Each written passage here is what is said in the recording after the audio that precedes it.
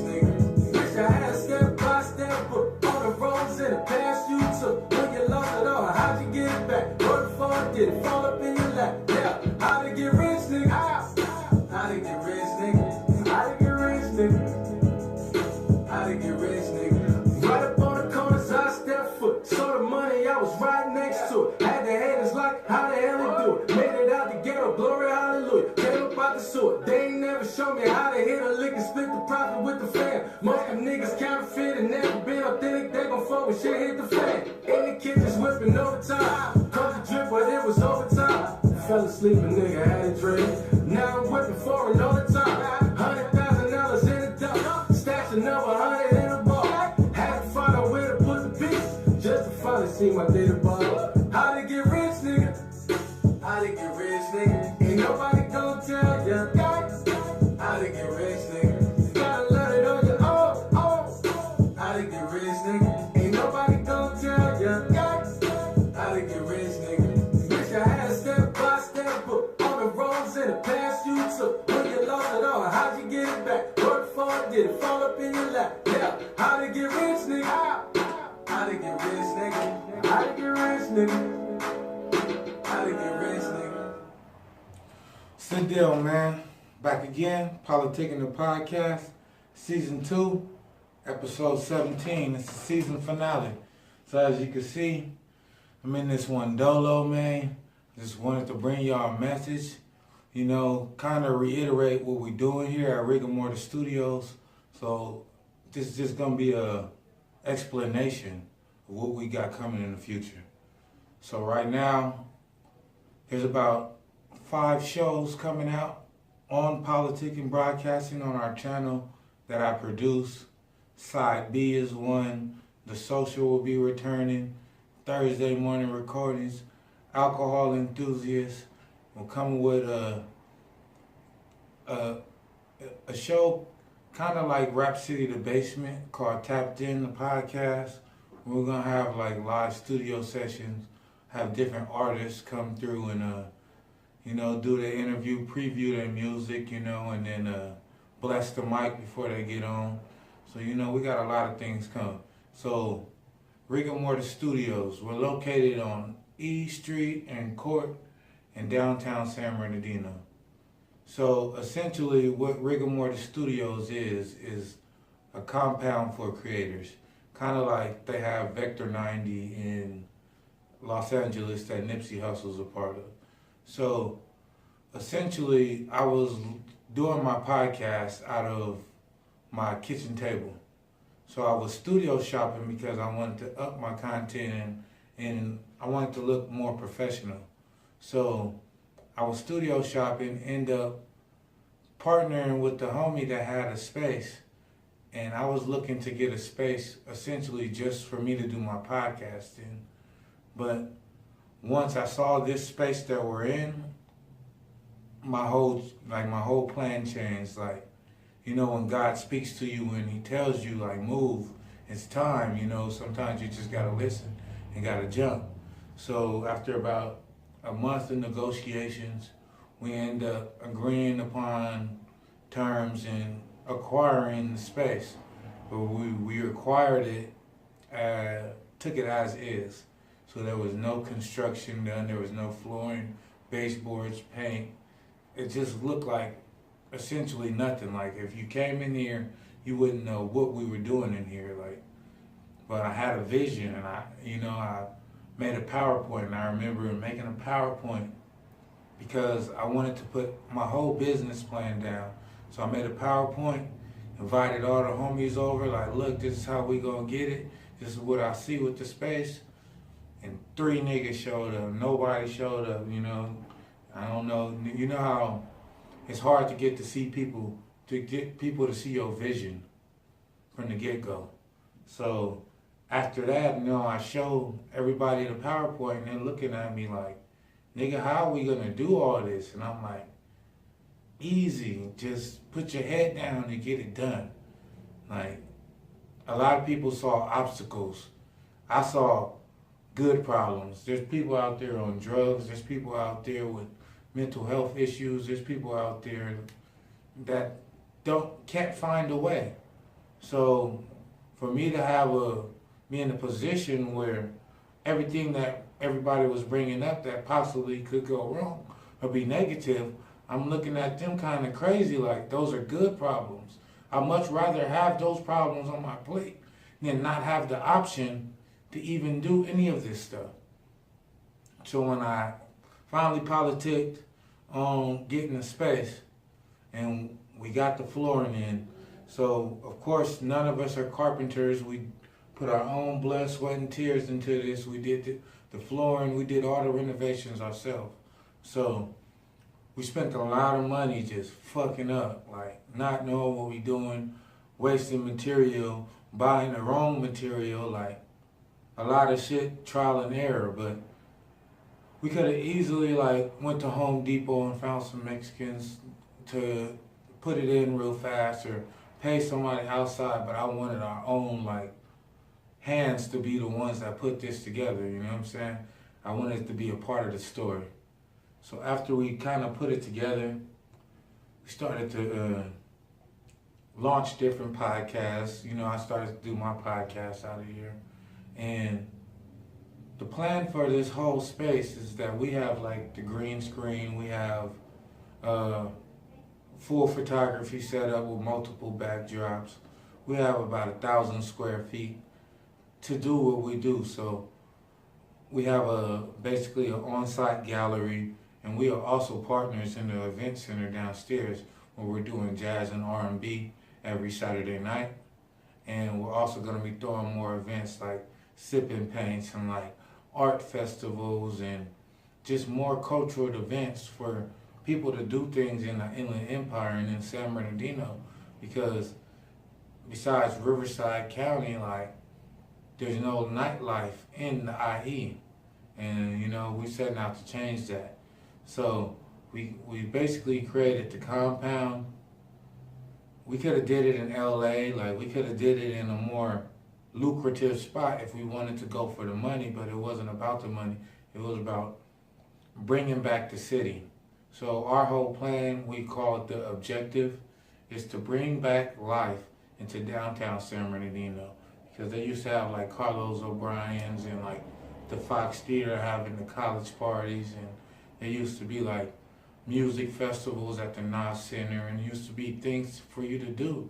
A lot of the crime that's occurring in San Bernardino is because there is nothing for these people to do. Like there's nothing but the hood and drugs and bullshit out here that San Bernardino offers you. So we essentially wanted to create something for the like-minded people out in the Inland Empire, for us to get together and put our heads together and try to change the situation. Now, me personally, I got into broadcasting because I used to be deep into the conspiracy theories, the Illuminati and the Boule and all this bullshit that they try to sell you. And a lot of that shit is just a distraction to keep you away from the real, what's really going on. So a lot of the times you see me in the episode saying, you gotta learn the difference between guns and butter. Now let me break that and tell you exactly what I mean by that. What I mean by that is that you have to follow the money. A lot of the times in the media, all these scandals and all this so-called fake news and all these Me Too movements and all that, that is the topic of conversation. You never hear anybody talk about the money. When you hear them talk about money, it's in a proposal for something new. You never hear them talking about where the money is actually going right now as we speak. So when they say, oh, Trump needs this money to build a wall, most people was like, well, why should we give this money to Trump? Why should the wall cost that much?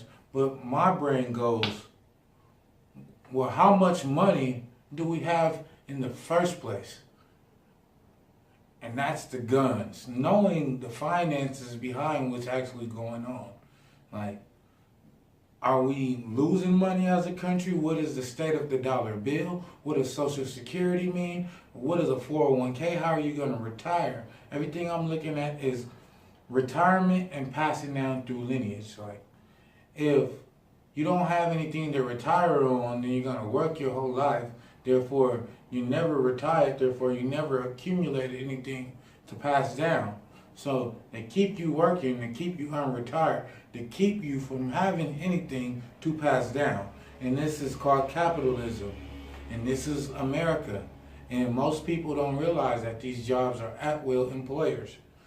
That means that they can fire you at will. So they have, like, no ties to you. They can literally, for the most part, get rid of you and use you up as needed. And me personally, I've been through this, being used up by companies and going out the way at jobs for no extra money, for no extra play. And at the end of the day, when they was done with me, they was done with me, and there was nothing I could do about that. So when I got into broadcasting, it was mainly, I saw the real problem, and the real problem is media. And the newest problem is social media, but the real problem still is media, because they're the ones that essentially make everything go. Social media, memes and stuff, they go viral, but that has nothing to do, that's not even close to what mainstream media can do with advertising dollars and making sure that their message or what they want you to see comes across your screen on your phone, on your television. Like, it's a big game. And the biggest problem with America is not racial tensions, it's not Donald Trump, it's not the government, it's not the white man, it's not history, it is media. The media is the ones that are changing history and erasing history and fixing history. They are the one that's changing our perception and telling us what to see and what to think. I remember Jadakiss on that Respect My Conglomerate. Most people don't understand what a conglomerate is, but a conglomerate is a network of corporations. And these network of corporations basically essentially sit at the top of every main industry. So when they have a meeting at the round table, I run oil, he runs food, he runs water, and now we sit down and we basically control the resources, therefore we control the masses. And people don't really grasp that concept. And then as black people in America, we have to rely on white media or expect the mainstream media to paint a picture of us that necessarily they don't see.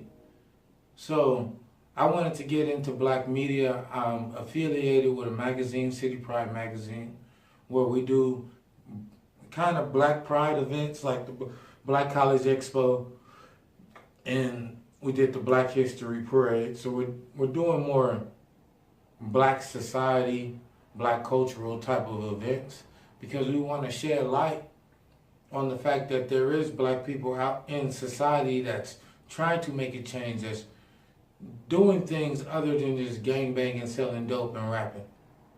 Now, I do fuck with the gangsters and the strippers, fuck with the drug dealers. I'm not saying that all that shit is bad, because I understand being in there, coming from the streets, growing up in Pasadena, moving out to the suburbs.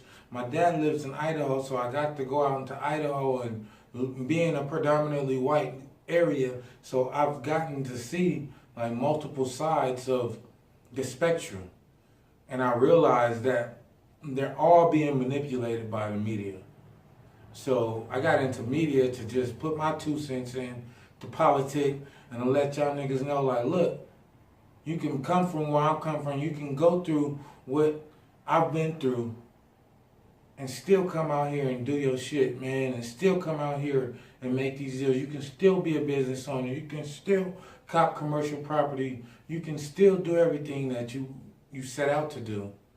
I remember sitting at my kitchen table and I did an episode 00, and that was the day after I first saw the studio. And everything was fresh in my mind. I sat there and I looked at the camera and I didn't have nothing said. I didn't know how I was going to do it. I didn't know. I just looked at the camera and said, I have faith that I will create everything that I wanted to create. And we're not even 6 months later, and here we are. So, God is good and God is always on time, but you got to be willing to jump, man. Like, when I first got this place, like, I almost lost my apartment 3-4 times, not knowing how I was going to pay rent. Like, all type of things happened in my life directly after acquiring this building that made me essentially almost want to give up on myself and want to be like, why me? Woe is me. But then at the end of the day, I had to learn, like, you know what? Pick your head up and look and realize that your problems are good. Like, God put all this weight on my shoulders for a reason, because He knows what my intentions are, and He knows that all I'm doing is trying to give back. I got so many people that I've tried to work with, and they've tried to essentially have like a misperception of what I'm doing, or they are on their own thing, or they just kind of brush it off like, oh, whatever, nigga. But they don't, until they get here. Like, I've had multiple people not fuck with me, but as soon as they get to the studio and see what I'm going, actually sit down with me and pick my brain, and then they realize that, man, we can reach our goals a lot faster together than apart. And that's the only thing that I'm trying to convey to creators in San Bernardino County, is that we got talent, we got a space now, let's make it happen. So I sit here and I just look up and think, this is just the beginning. Like, we're doing virtual studio, we finna have multiple shows. Everything that, if you don't know what I'm doing, if you don't understand the concept, you can go back and look at episode 00 on our YouTube page, and just go back and watch what I said I was going to do. And then look at what I'm doing now. The true measurement of a man is sticking by his word. A man of his word is a man of good character. So I told you I was going to do it. Sit back and watch. That's the end, though. Season finale. Episode 17. PolitiKan podcast.